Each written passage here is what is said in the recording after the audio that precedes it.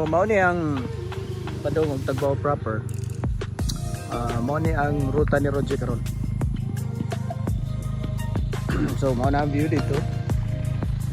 Telling in the orangey pinky curva jersey.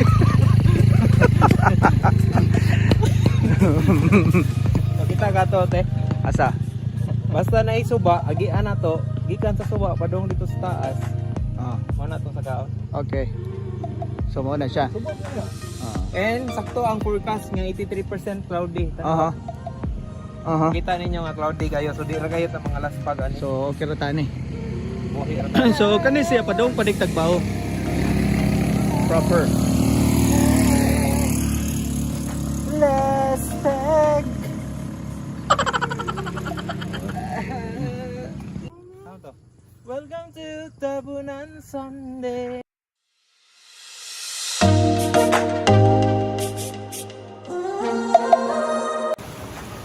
So mo ni ang lowest elevation sa Tagbao. Nanami sa spillway. Ay, ang baho sa ani kay tungas.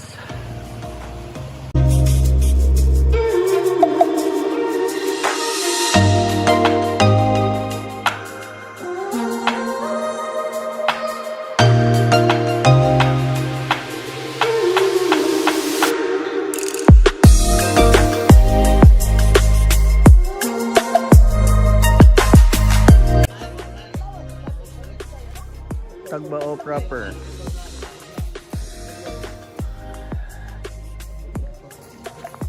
Water refill.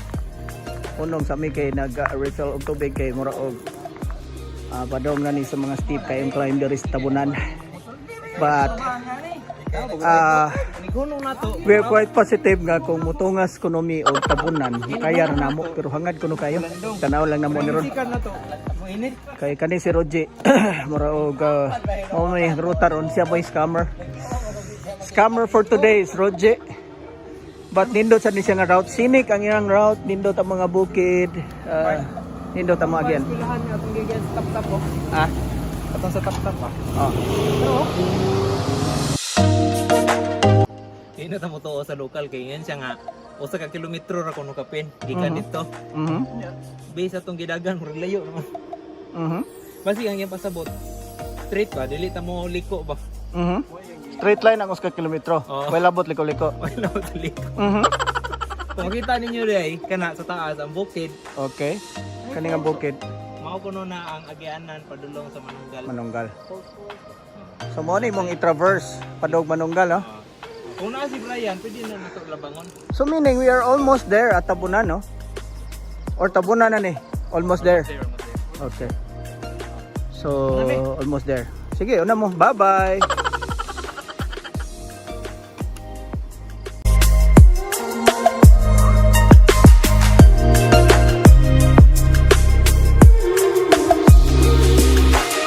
So sa ato yung meaning Tabunan te.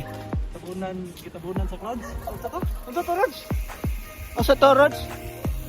Mao tabunan ang mga tataligan. Kahit diyan tabunan sa bukid, left, right, all around. Okay. So natabunan siya. Yes. Mao dito meaning. So na miss Tabunan. Tuota. Okay. Tuota sa explain ni Roger. Dili. Dili dito mo to. Dito to. So this is Tabunan proper. Mao kuno ni ang katong padung sa Manunggal nga route sa mag-trekking. So kami, padayon lang mi dito sa Kantipla. Roger, Alain.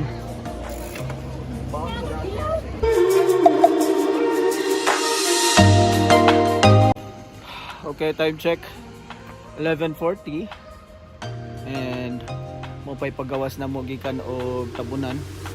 So we have tried non-stop from Tabunan to kining crossing TCH. Sakit gyud kayo, kapoy kayo. But okay ra kay taligsik magamay. So we are here now sa crossing sa Tabunan. Nagawa sa amin ni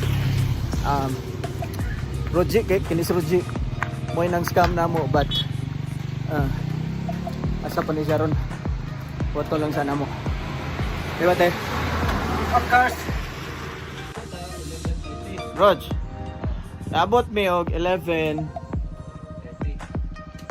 I think 11:40 dire sa crossing.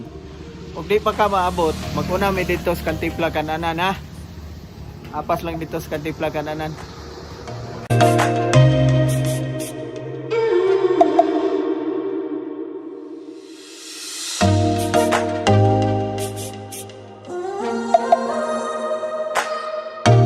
Sa may kasulti nimo atong ruta ron? Well, kung ganahan ka climbing, Bayaran ako. Nga may undang? kayo. Nindog gigay siya kay wa may undang. Nabitin si Roger dito sa Kantipla. Kaon siya ginagawa niya. Ni-order siya paklay. Ang problema kay wala gi-serve sa iya ang paklay. Ginit pa ginit. So, ni padayon may restop ta. Yung targo. Di man siya itong paglay ng kanding.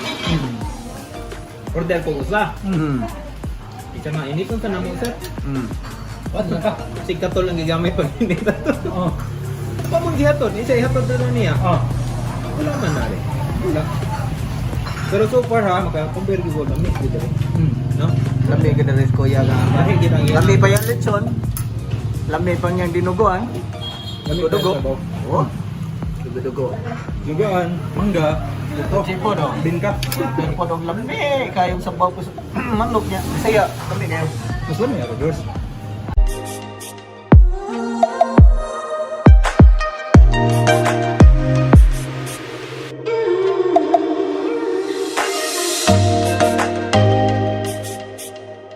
Ganun, nawala man yung poma nito eh. Meaning, Mining. In short, baratuhon kag helmet. Dili ka mips. Sorry ha. So ang imo ganing helmet kay yung sa ganito na met nga Mips. MIPS. it's Sama MIPS. na ato akong amigo ba? I-spell out ang MIPS kay para magkaklaro sila. M-I-P-S. So ang iyang helmet unsa man ite? Baratuhon. Barato.